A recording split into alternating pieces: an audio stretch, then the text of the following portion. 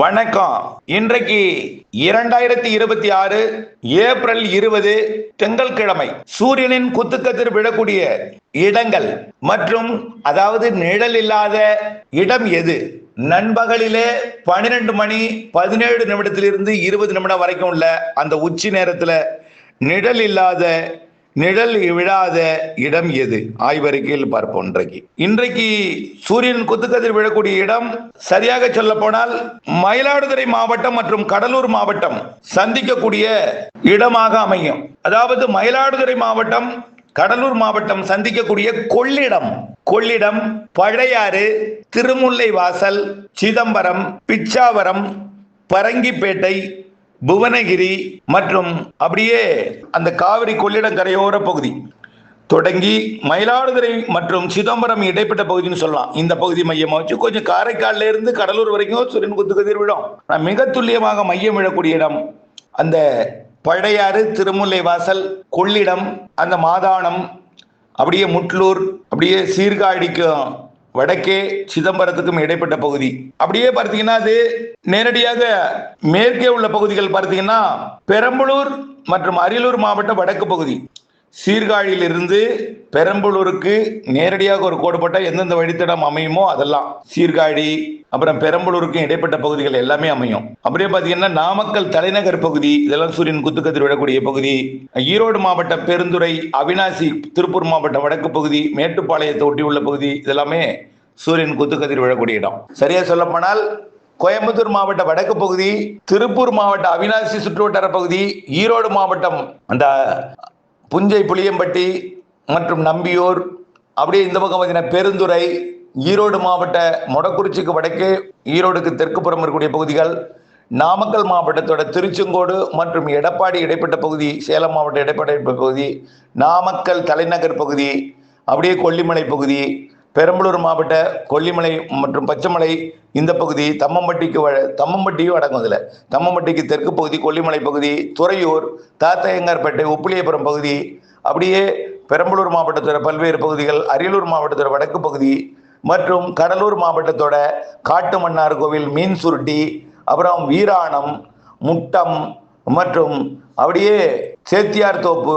அதற்கு தெற்கே உள்ள பகுதிகள், அப்புறம் அப்படியே மணல்மேடு, சீர்காழி, சிதம்பரம், அப்படியே அது வரைக்கும் இந்த இடைப்பட்ட பகுதியில் இன்றைக்கு சூரியன் குத்துக்கதிர் விழ இருக்கு. இது அப்படியே கோழிக்கோடு, கேரளாவில் கோழிக்கோடு, அதாவது தமிழ்நாட்டில் சிதம்பரம், பிச்சாவரம், பழையாறு, திருமுல்லை வாசல், அப்படியே சின்னக்கரமேடு, அப்படியே பரங்கிப்பேட்டை மற்றும் இந்த பகுதி, அதிலிருந்து கோழிக்கோடு, மாகே இந்த பகுதி வரைக்கும். அப்படியே மாகேயோட கோழிக்கோடு தான், மாகே போகக்கூடாது, கொஞ்சம் தெற்கு பகுதி. இந்த பகுதி சூரியன் குத்துக்கதிர்.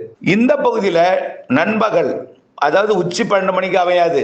நண்பகல் நம்ம உச்சி 12 மணின்னு சொல்றோம். ஆனா இன்றைக்கு உச்சி நேரம் எப்படின்னா 12 மணி 18-19 நிமிடம். இந்த நேரத்துல அதாவது இங்க 17 நிமிடம், 18 நிமிடம், 12 மணி 18 நிமிடம், உள்ளே 19, 20 கேரளா, 12-20 இப்படி அமையும்.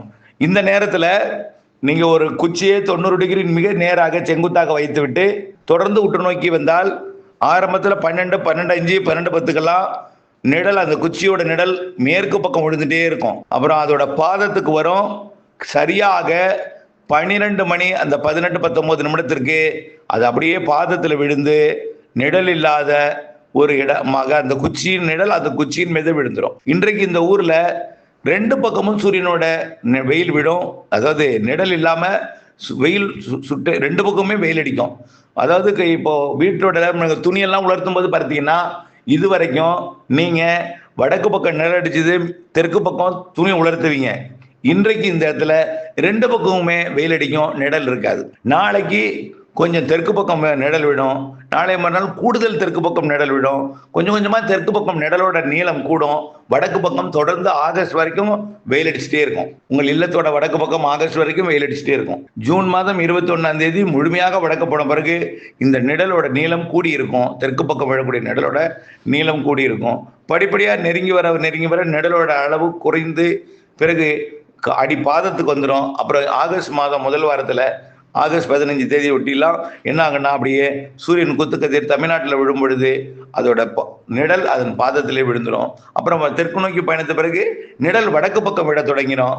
டிசம்பர் மாதம் 21ஆம் தேதி மிக நீண்ட ஒரு நிழலாக வடக்கு பக்கம் விழும். டிசம்பர் 21க்கு அப்புறம் கொஞ்சம் கொஞ்சமா வடக்கு நோக்கி வர மார்ச் மாதம் ஒரு கொஞ்சம் கொஞ்சமா குறுகும், நிழலோட நீளம் குறுகி அப்புறம் பாதத்துக்கு வந்துடும். இந்த மாதிரி ஏப்ரல் மாதம் இந்த நேரத்துல பாதத்தில் வந்துடும், நிழல் இல்லாத நாளா இருக்கும். இதே மாதிரிதான் சூரியன் குத்துக்கதிர் 23 டிகிரி தெற்கு, அதாவது மகர ரேகைக்கும் வடக்கே கடக ரேகைக்கும் 23 டிகிரி வடக்கு கடக ரேகைக்கும் இடைப்பட்ட நிலநடுக்கோட்டை மையமாக வைத்து வடக்கே 23 தெற்கு 23 டிகிரி பயணிக்கிற காரணத்தினால்தான் இந்த பருவமழை பருவ காலங்கள்லாம் ஏற்படுது. மழைக்காலம், கோடைக்காலம், குளிர்காலம் ஏற்படுது. இதனால பூமி 23 டிகிரி சாய்ந்த நிலையில் சுற்றுற காரணத்தினால சூரியன் குத்துக்கதிரும் இடம்பெயர்கிறது. வெயில் அடிக்கிறவுடைய இடமும் குறைந்த அழுத்த பகுதி ஏற்படக்கூடிய இடமும் மாறி மாறி அமைந்து மழைக்காலம், குளிர்காலம், பனிக்காலம் எல்லாமே மாறி மாறி ஏற்படுகிறது என்பதை நீங்கள் ஆய்வின் மூலமாக உணர்ந்து ஆய்வு மனப்பான்மையை மாணவர்களுக்கு தூண்டிவிட்டு அவர்களும் அறிவியலின் உண்மையை உணர்ந்து ஆய்வு மேற்கொள்வதற்கு ஒரு தூண்டுகோலாக அமைந்திட கேட்டுக்கொள்கிறேன். நன்றி.